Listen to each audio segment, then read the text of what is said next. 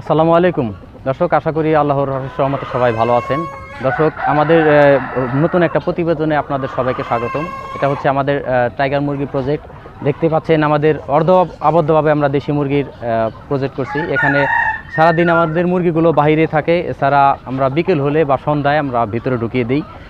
আমাদের মুরগিগুলো দেখতে পাচ্ছেন আপনারা কত সুস্থ সুন্দর, সবগুলো দেখেন কি সুন্দরভাবে রোদ পোহাচ্ছে। আসলে মুরগি ভালো রাখার ক্ষেত্রে, সুস্থ রাখার ক্ষেত্রে কিন্তু খুবই গুরুত্বপূর্ণ। আপনি যদি বাইরে একটু জায়গা করে দিতে পারেন, তাহলে মুরগির যেমন শরীর স্বাস্থ্য ভালো থাকে, মুরগির গ্রোথ কোয়ালিটি, রোগ প্রতিরোধ ক্ষমতা সবই আলহামদুলিল্লাহ অনেক বেশি থাকে।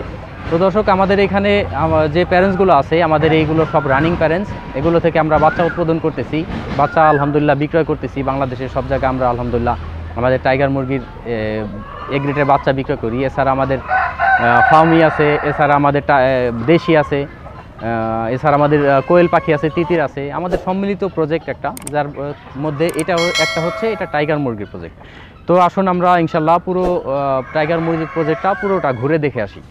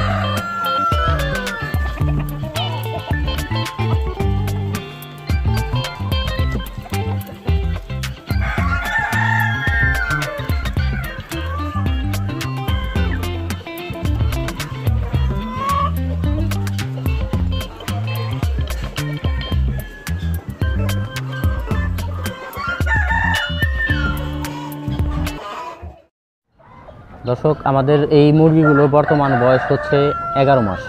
ঠিক আছে, আমাদের প্রায় 5 মাস যাবৎ এই মুরগিগুলো আলহামদুলিল্লাহ খুব ভালো প্রোডাকশন দিতেছে, খুব ভালো ডিম পারতেছে। আমরা আলহামদুলিল্লাহ ডিম বিক্রি করতেছি, বাচ্চা বিক্রি করতেছি। আপনারা দেখতে পাচ্ছেন এটা হচ্ছে আমাদের টাইগার মুরগির শেড। চলুন আমরা ভিতরটা দেখে আসি।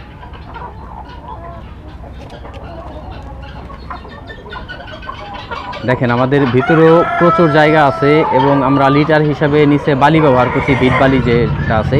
এছাড়া আমাদের প্রচুর জায়গা আছে। দেখেন, প্রচুর মুরগি আছে ভিতরেও।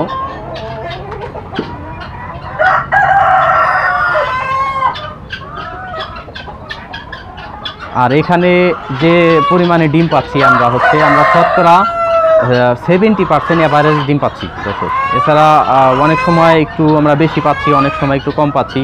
তবে আমরা অ্যাভারেজ একটা হিসাব করে দেখছি, 65 থেকে 70%ই আমাদের অ্যাভারেজ ডিম আসতে থাকে। আর টাইগার মুরগিগুলো কিন্তু প্রচণ্ড পরিমাণে ঘাস খায়, সেটা আপনারা হয়তো বুঝতে পারছেন। দেখেন কি পরিমাণে খাওয়া দাওয়া করতেছে। যদিও আমরা এই জায়গাটা এই অল্প কিছুদিন ধরে ছাড়া শুরু করছি, না হলে এই ঘাসগুলো কিছুই থাকতো না, এই সবগুলোই শেষ হয়ে যেত।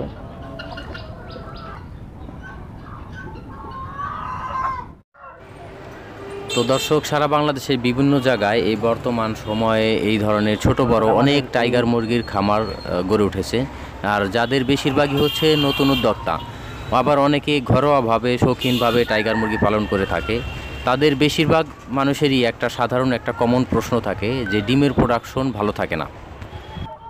আবার অনেকে আমাদের কাছে ফোন করে বলে যে তাদের মুরগি একেবারে ডিম পারে না, বা ডিম পারলেও খুবই কম ডিম পারে।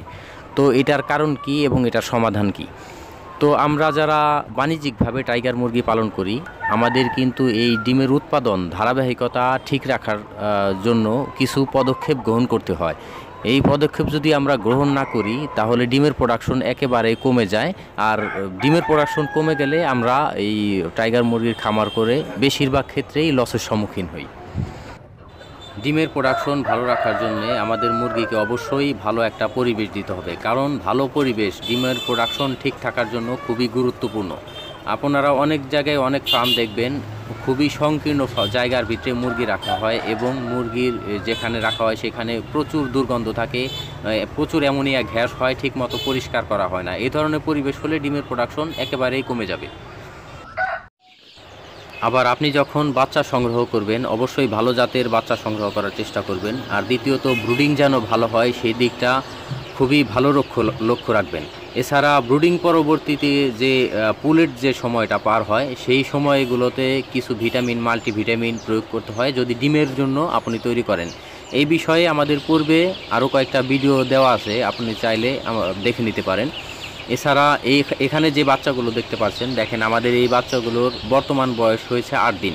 8 দিনে আলহামদুলিল্লাহ আমাদের দেখেন বাচ্চাগুলো কি সাইজ হয়েছে। এখানে অবশ্য টাইগারের সাথে কিছু পরিমাণে আমাদের দেশি বাচ্চাও আছে, যেগুলো হয়তো আপনারা ভালো করে লক্ষ্য করলে বুঝতে পারবেন। আর এই বাচ্চা পরবর্তীতে যখন বিক্রয়যোগ্য হয়ে যাবে অবশ্যই 8 থেকে 10 পিস ফিমেলের সাথে একটা করে মেল রাখবেন, এর চাইতে বাড়তি রাখবেন না, কারণ বেশি পরিমাণে মেল থাকলে ডিমের প্রোডাকশন কমে যাওয়ার সম্ভাবনা থাকে। আর ডিম পাড়া মুরগিকে কী কী ভিটামিন দিতে হবে সেই বিষয়েও আমাদের চ্যানেলে অনেকগুলো প্রতিবেদন পাবেন। আপনি যদি সেই প্রতিবেদনগুলো দেখেন অবশ্যই এ বিষয়ে আপনার পুরোপুরি একটা ধারণা হয়ে যাবে। আর আমরা সব সময় বলে থাকি আপনি যখন ছোট থেকে বাচ্চা বড় করবেন অবশ্যই ভিটামিন হিসেবে জিঙ্ক এবং ক্যালসিয়ামটা প্রচুর পরিমাণে খাওয়াবেন, কারণ এই দুইটা ভিটামিন মুরগির শরীরে সবচাইতে বেশি প্রয়োজন হয় এবং সবচাইতে বেশি ঘাটতি পড়ে যায়। এই জন্য আপনি সপ্তাহে কমপক্ষে 3 দিন জিঙ্ক এবং 3 দিন ক্যালসিয়াম খাওয়াবেন, তাহলে আপনার মুরগির স্বাস্থ্য ভালো থাকবে ইনশাআল্লাহ। দর্শক, এগুলো হচ্ছে আমাদের দেশি এবং টাইগার মুরগির বাচ্চা। এগুলো বয়স বর্তমানে হচ্ছে 35 দিন। দেখেন এগুলো আলহামদুলিল্লাহ কী পরিমাণে সাইজ হয়েছে। এখানে যদিও আপনার অর্ধেক পরিমাণে দেশি এবং টাইগার আছে, এখানে প্রায় 600 পিসের মতো রানিং বর্তমানে বাচ্চা আছে। আপনাদের যদি কারো ব্রুডিং করা বাচ্চা প্রয়োজন হয় আমাদের কাছ থেকে চাইলে আপনি এই সাইজগুলো বাচ্চা নিতে পারবেন। কেউ যদি ডিমের জন্য বা মাংসের জন্য দেশি মুরগি নিতে চান বা টাইগার মুরগি নিতে চান আমাদের কাছ থেকে নিতে পারবেন, যে পরিমাণে হোক মেল ফিমেল বেছে নিতে পারবেন। আপনারা চাইলে আমাদের খামারে এসে দেখে বেছে নিতে পারবেন ইনশাল্লাহ। দর্শক, এখানে আরও প্রায় 600 পিসের মতো আছে, এর মধ্যে আমরা মোটামুটি আরও 500-600 পিস অলরেডি বিক্রি করছি। ঠিক আছে, যদি কারো প্রয়োজন হয় ইনশাল্লাহ আমাদের সাথে যোগাযোগ করবেন। এখানে সব এ গ্রেডের বাচ্চা, কোনো বি গ্রেড বা সি গ্রেডের কোনো বাচ্চা নেই। ঠিক আছে, দেশি মুরগি বাচ্চাগুলো ভ্যারাইটিস কালারের, গলা ছিলা মিক্সড আছে, সব ধরনের কালার মিক্সড আছে। আচ্ছা, ডিমের জন্য নিতে চাইলে নিতে পারেন। ডিমের জন্য খুবই ভালো হবে, কারণ আমরা ছোট থেকে অনেক যত্নের সাথে এই দেশি মুরগির বাচ্চাগুলো বড় করে থাকি। ঠিক আছে, ডিমের জন্য করে থাকি।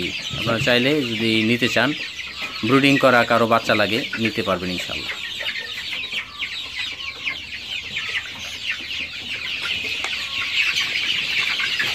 দেখেন আমাদের বাচ্চাগুলো কত চঞ্চল, কত চঞ্চল, কত ঝরঝরা। আমাদের বাচ্চাগুলো এ গ্রেডের বাচ্চা এবং পিওর ব্রিডের বাচ্চা। এখানে কোনো রকম মিক্সড সোনালি বা ক্রস হাইব্রিড কোনো রকম মিক্স নেই, একদম 100% পিওর ব্রিডের বাচ্চা। আমাদের কাছ থেকে নিলে ইনশাল্লাহ ঠকবেন না, কারণ আপনারা জানেন যে আমাদের এই বাচ্চাগুলো আমাদের নিজস্ব প্যারেন্টস দ্বারা ডিম থেকে যে বাচ্চাটা উৎপন্ন হয় আমরা নিজেরা ইনকিউবেটর দিয়ে এই বাচ্চাগুলো ফুটিয়েছি।